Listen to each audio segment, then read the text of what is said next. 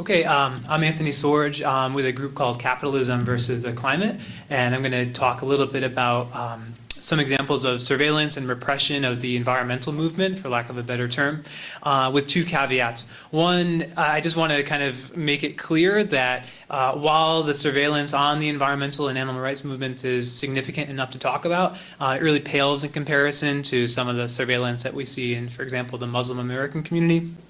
And I don't think the repression that these movements are seeing right now is entirely unique. I think we've seen similar kinds of repression in, for example, the Black liberation struggle or the labor movement, but it's still worth talking about. And even if you're not involved in these struggles, I think it's important for any kind of activist.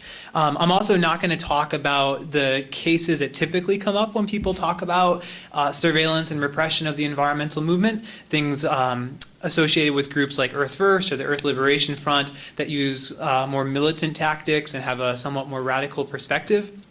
One, because I think those cases have been covered pretty well by the work of folks like Will Potter, but also because by focusing on those kind of tactics and those kind of groups, I think people can kind of think, well, this doesn't apply to me. Like, I'm not burning down ski lodges or like, sabotaging different industries, so I don't have to worry about surveillance in my group. Of course, it's going to apply to them.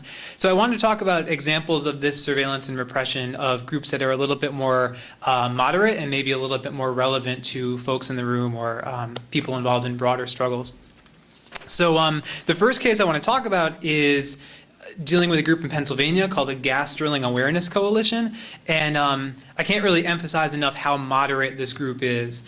They're in Pennsylvania, which is kind of the heart of fracking country right now, and if you listen to President Obama's recent climate speech, you're aware of this tremendous push for natural gas development, specifically through hydrofracking. So this group in Pennsylvania is attempting to simply raise awareness about the negative effects of hydrofracking on their communities and in terms of climate change.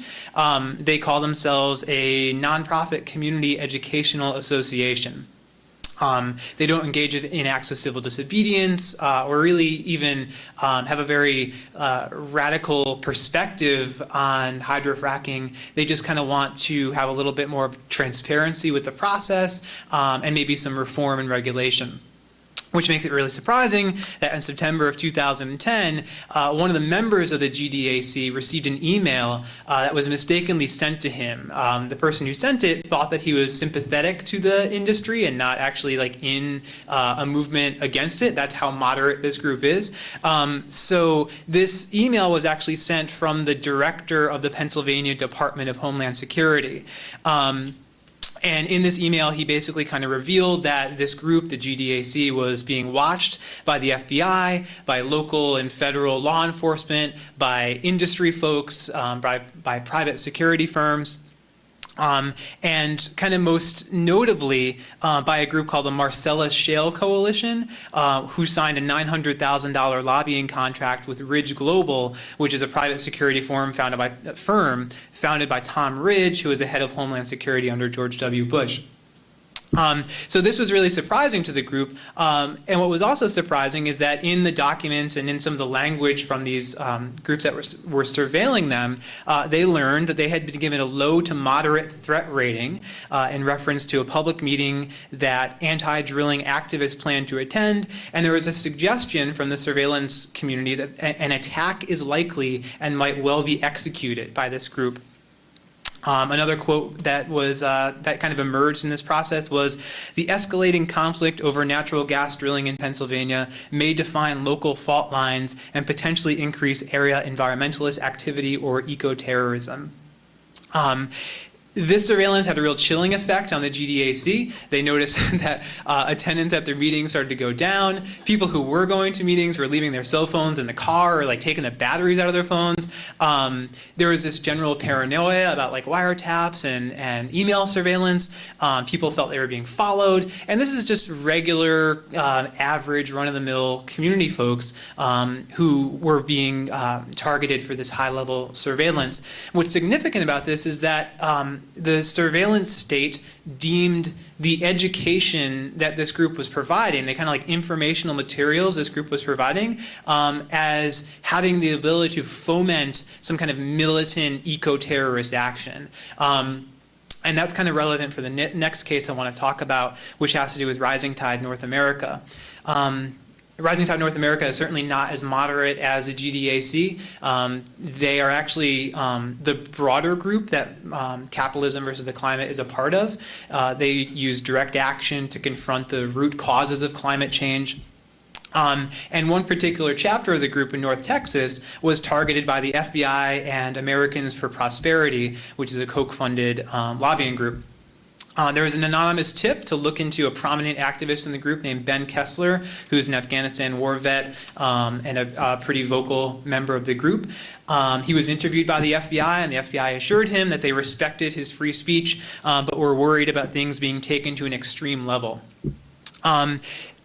That's not super surprising that Kessler was questioned by the FBI and kind of targeted in that way. What was more surprising is that one of his former professors at the University of North Texas, a guy named Adam Briggle, who teaches a class on the ethics of nonviolence and the history of the environmental movement, was also kind of targeted by the FBI.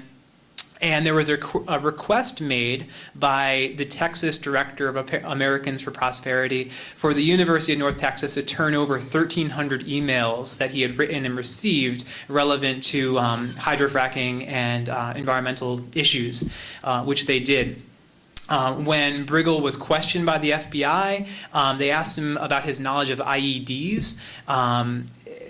Obviously something that's like never been relevant to a group like Rising Tide, or even really the most militant like environmental groups.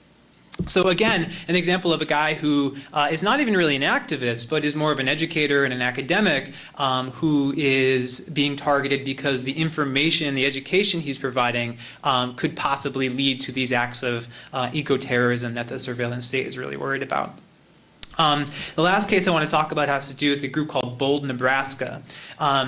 They're a group that is, again, kind of fighting some frontline environmental issues in Nebraska.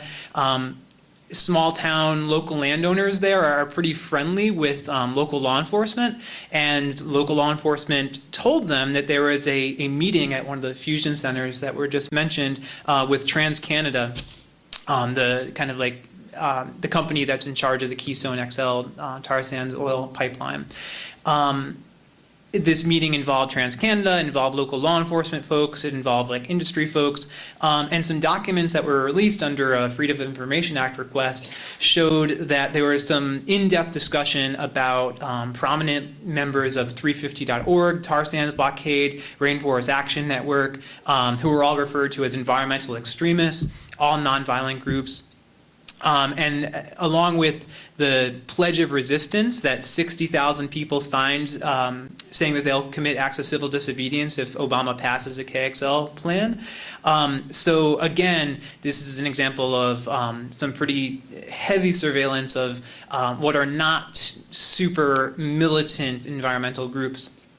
There was also a recent article put out by The Guardian that was talking about how the U.S. National Security Strategy, the DoD's Army Modernization Strategy, a study by the Rand Corp, all talk about how the military is preparing for a high level of civil unrest as economic conditions get worse and environmental catastrophe seems more and more likely.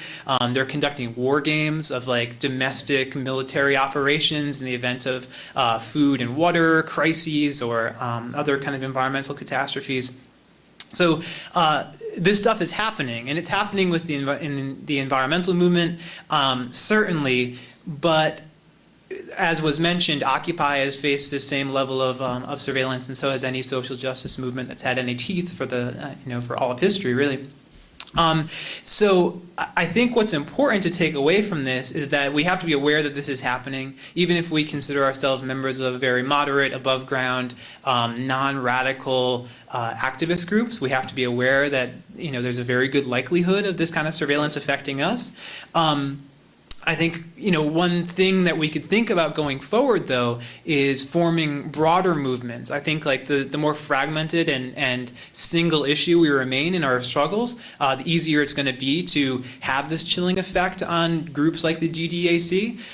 But realizing the links between these different forms of oppression and different injustices will only strengthen a broader movement to resist them. And I think the last takeaway is that this kind of shows that we're kind of winning, maybe, that the fact that we're facing this level of repression shows that we're probably doing something right. If the state didn't care about the actions we were doing or the struggles we were involved in, we would probably have to reconsider our tactics a little bit. So I think that's one silver lining, maybe, that we are making some progress.